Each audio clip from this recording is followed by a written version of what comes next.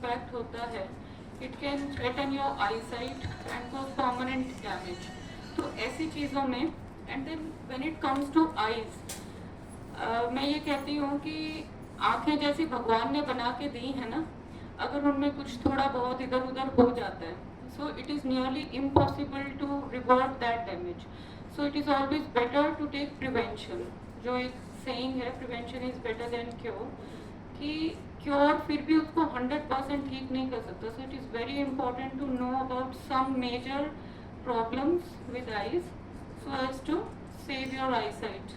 ठीक है, so let's start. These are various specialties we deal with. Cataract यानी कि सफ़ेद मोतिया, जो कि 40 प्लस के बाद हो जाता है, बट कुछ केसेस ऐसे होते हैं जैसे कि पीडियाट्रिक कैटरेक्ट, जो कि छोटे बच्चों में भी सफ़ेद मोतिया हो जाता है कभी कभी। तो हर चीज़ का ट्रीटमेंट पॉसिबल है।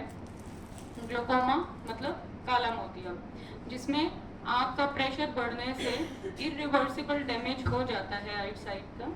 And then paediatric and squint. So जो छोटे बच्चे होते हैं उनके साथ भेंगेपन का इशू होता है। हम normal day to day life में बहुत कम लोगों को ये चीज़ मालूम है कि भेंगापन एक बचपन की बीमारी है।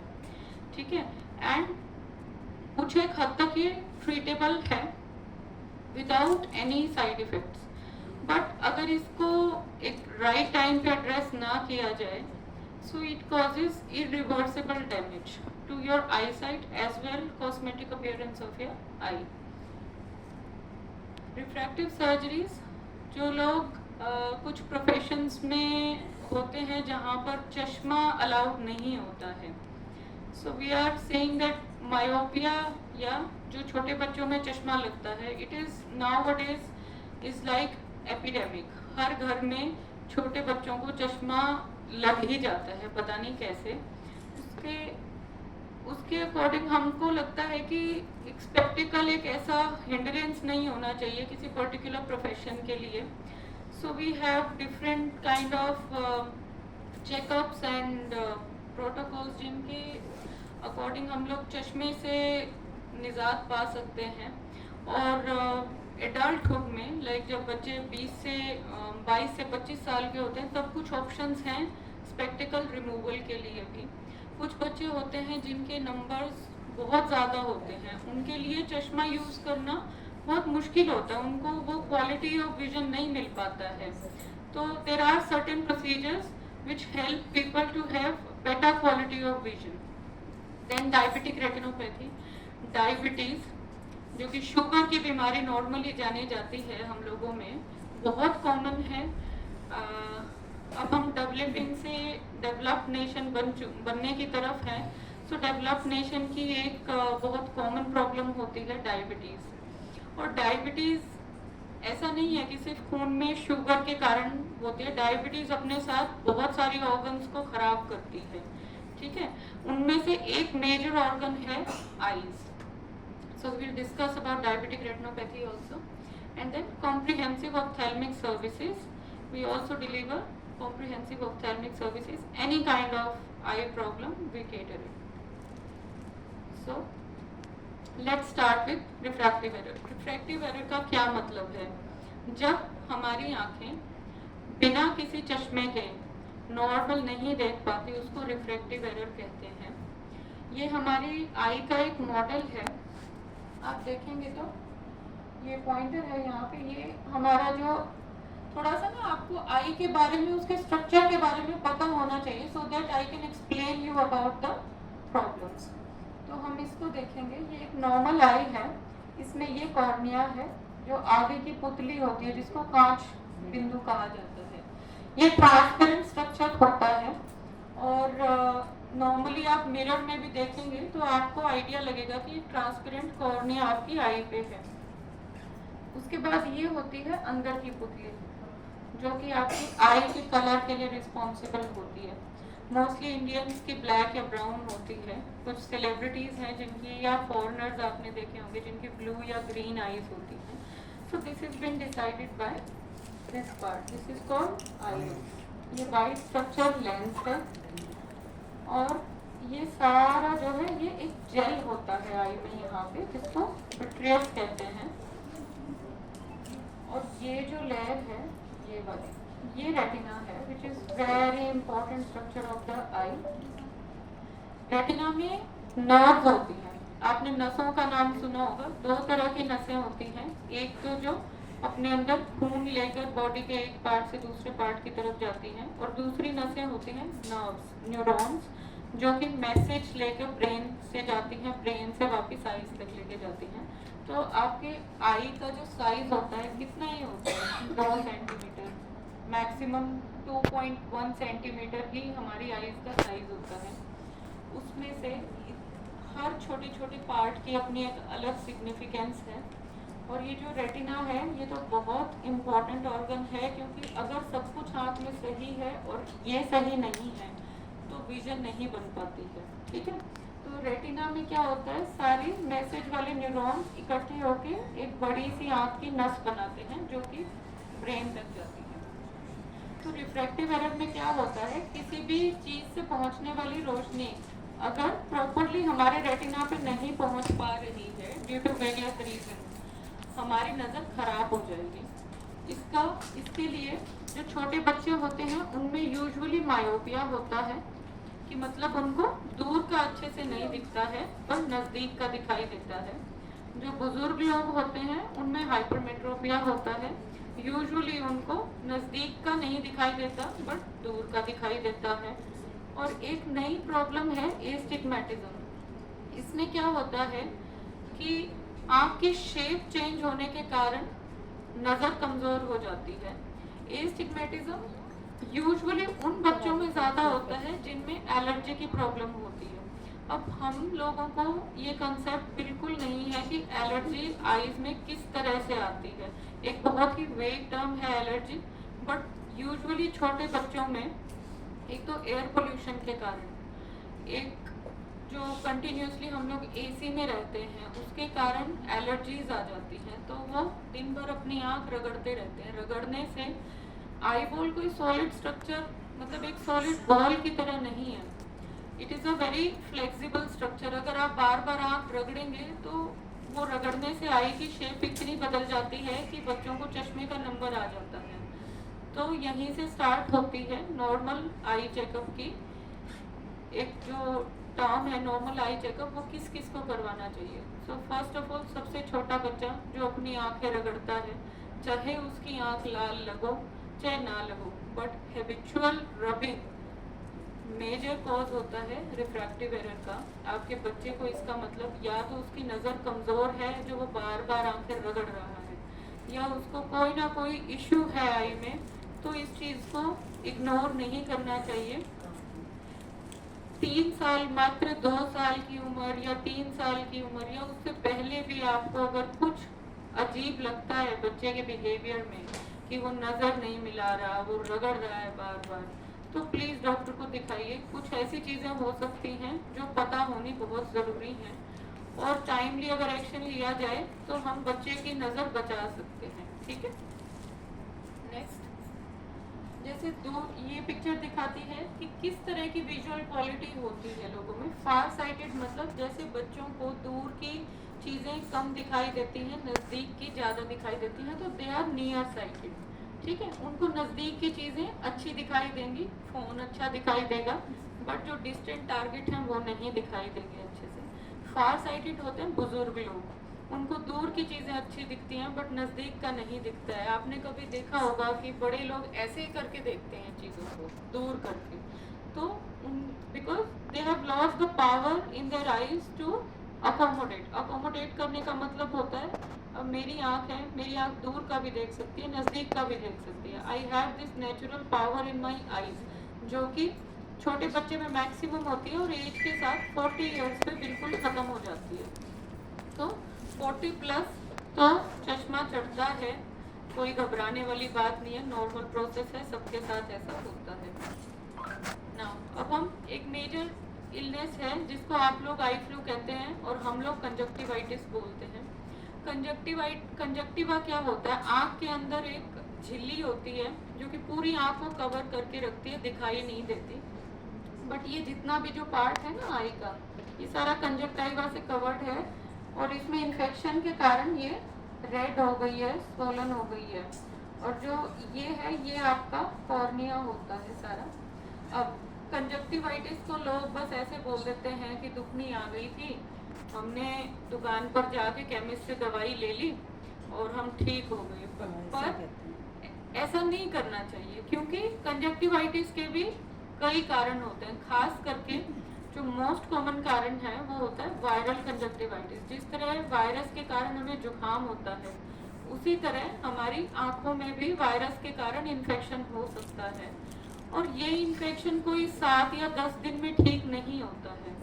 इसको कम से कम 1.5 महीना तो रेगुलर ट्रीटमेंट चाहिए, और 1.5 महीने के बाद भी इसकी जो मतलब रिकरेंस जिसको कहते हैं, रिकरेंस मतलब एक बार कोई चीज ठीक हो गई थी and it is happening again, ठीक है।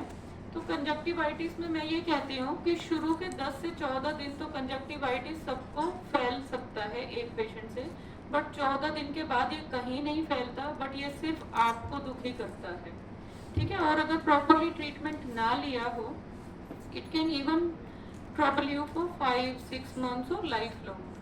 तो इसीलिए इसमें वायरल कंजक्टिवाइटिस के कारण छोटे छोटे धब्बे पड़ जाते हैं आँख पे, जो कि शीशे में ऐसे आपको बेयर आईज से नहीं दिखाई देंगे।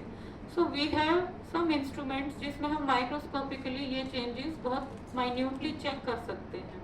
So never ignore conjunctivitis. अगर घर में किसी को हुई है, या सबसे ज़्यादा इम्पोर्टेंट होता है स्कूल, वहाँ पर बच्चे होते हैं और बच्चों के बस में नहीं होता है इंस्ट्रक्शंस फॉलो करना।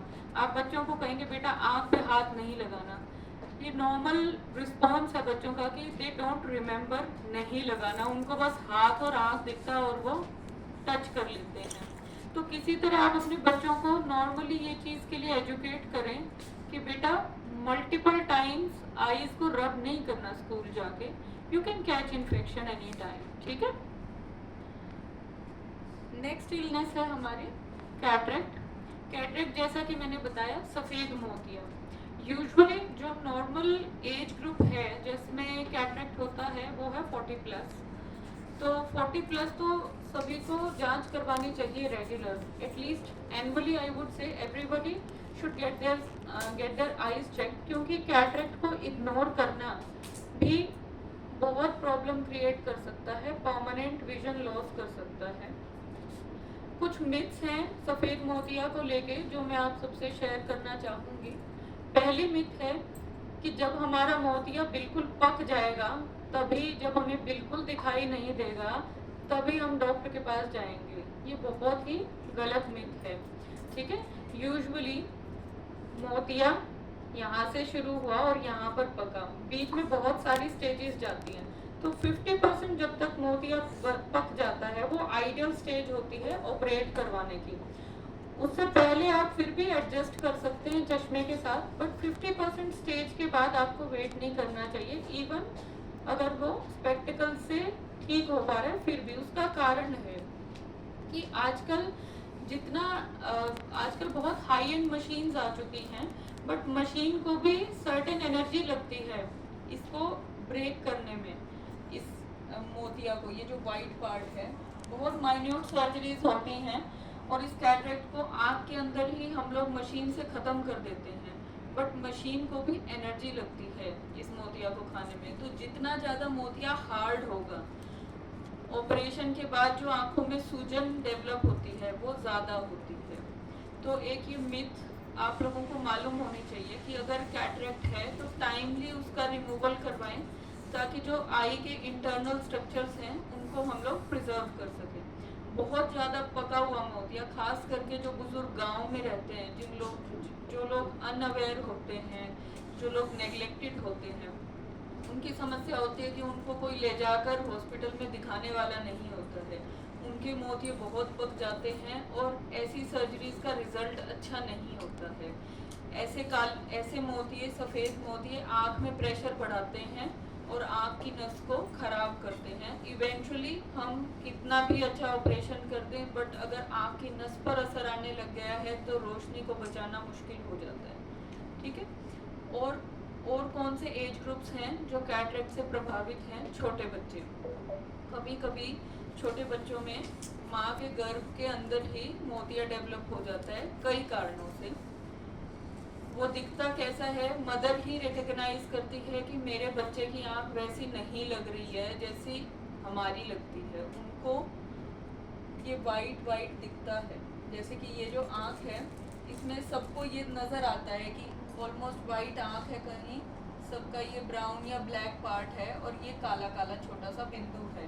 लेकिन जिन छोटे बच्चों को सफ़ेद मोतिया होता है उनकी यहाँ पे आंख में ब्लैक की जगह वाइट कलर दिखाई देता है। It is an indication to get your baby checked as soon as possible. 1 महीने के बच्चे को भी अगर कैटरेक्ट है और वो उसको और कोई प्रॉब्लम नहीं है, सो वी डॉक्टर्स एडवाइस कि एटलीस्ट 1 महीने के बच्चे की भी सर्जरी करवाइए। इसमें घबराने की बात नहीं है। टाइमली सर्जरी बहुत ज़रूरी है। अगर उसकी आंखों में नस के पर्दे को लाइट नहीं मिली सफ़ेद मोतिया के कारण, तो वो परमानेंटली ब्लाइंड हो जाएगा। उसके लिए आपको वेट नहीं करना कि छोटा बच्चा जब बड़ा होएगा तब तो ऑपरेशन करवाएंगे। You might get too late to get treatment. तो छोटे बच्चों के लिए आप बड़े इंसान में फिर भी इंतज़ार कर सकते हैं कि आज नहीं तो कल। छोटे बच्चों में नहीं कर सकते, उनकी पूरी ज़िंदगी उनके सामने है और अगर हमने टाइमली एक्शन नहीं लिया तो हमारे बच्चे की नज़र हमेशा कमज़ोर रह सकती है। कुछ एडल्ट्स में भी कुछ कारण होते हैं जिनकी वजह से मोतिया हो जाता है सफ़ेद, जैसे कि कुछ दवाइयाँ खाना। कुछ इलनेसेस ऐसी होती हैं जिनमें स्टेरॉइड्स का यूज़ होता है, उसके कारण भी सफ़ेद मोतिया डेवलप हो सकता है। अगर ऐसा कुछ है, ऐसी कोई इलनेस है जिसमें ऐसी दवाइयाँ लेनी पड़ रही हैं हैवी, खास करके oral steroids, please get your eyes checked regularly. Now will be talking about diabetic retinopathy. Diabetic मतलब शुगर, जो कि एक नॉर्मल इंसान जिस तरह डायबिटीज़ को समझता है वो लोग डायबिटीज़ को शुगर बोलते हैं। खून में शुगर की लेवल ज़्यादा हो जाने को डायबिटीज़ बोलते हैं। एंड रेटिनोपैथी का क्या मतलब होता है? मैंने आपको दिखाया था कि ये पार्ट रेटिना होता है, ये वाला पार्ट खून, यहाँ से मेन नस में से खून की नसें आती हैं रेटिना के अंदर, और इन अगर किसी को डायबिटीज़ है तो वो खून पहुँच यहाँ भी रहा है and it will affect your retina. ठीक है, आप किसी को आज शुगर डायग्नोज हुआ है, मान लो आज उसको पता चला है कि मुझे डायबिटीज़ है, आने वाले 5 साल के अंदर अगर शुगर पे ध्यान ना दिया जाए, शुगर को कंट्रोल ना किया जाए, तो 5 साल के अंदर डायबिटिक रेटिनोपैथी के चेंजेस आईज में आने लग जाते हैं। और एक बार जो डायबिटिक रेटिनोपैथी यहाँ तक पहुँच गई, उसके बाद अगले 5 से 7 साल के अंदर अंदर एक इरिवर्सिबल स्टेज आ जाती है जहाँ पर आप इलाज लेने के लिए मजबूर हो जाएंगे। इलाज बहुत महंगा होगा बट नज़र वापस नहीं आएगी। ठीक है, तो हम कैसे इस चीज़ को बचा सकते हैं? जिस चीज़ का इलाज मुश्किल है उस चीज़ के लिए एक टर्म यूज़ करते हैं हम लोग, स्क्रीनिंग। ठीक है, इन चीज़ों की स्क्रीनिंग होना बहुत ज़रूरी है। आपके मामले में ऊपर वाला बहुत ज़्यादा माफ़ी नहीं देता है, तो हमें टाइमली स्क्रीनिंग करना बहुत ज़रूरी है। किस किस की स्क्रीनिंग होनी चाहिए डायबिटीज़ के केस में? 40 साल के बाद तो हर किसी को अपने शुगर के लिए एक बार चेक करवा लेना चाहिए। अगर शुगर ज़्यादा है तो आँख के डॉक्टर को भी दिखाइए। यहाँ पर सर्वेश में जब आप जनरल फिजिशियन के पास जाते हैं और अगर उन्हें पता लगता है कि आपको डायबिटीज़ है तो वो पेशेंट को भेजते हैं हमारे पास कि गेट योर आइज चेक। ठीक है, एक तो हर किसी को 40+ ज़रूर चेक करवानी चाहिए ब्लड शुगर, ज़्यादा है तो आइज चेक करवाइए। कभी कभी कुछ डायबिटीज़ के टाइप्स होते हैं जो छोटे बच्चों में भी होते हैं, एडल्ट्स में भी होते हैं, एडल्ट ऑनसेट, चाइल्डहुड ऑनसेट। अगर उन्हें भी डायबिटीज़ है तो प्लीज़ आँख दिखाइए। आँखों में डायबिटीज़ के साथ मतलब रेटिनोपैथी के साथ सफ़ेद मोतिया भी बहुत नॉर्मली देखा जाता है शुगर के पेशेंट्स में। उसके बाद प्रेग्नेंट फीमेल्स अगर गायनोकोलॉजी डिपार्टमेंट में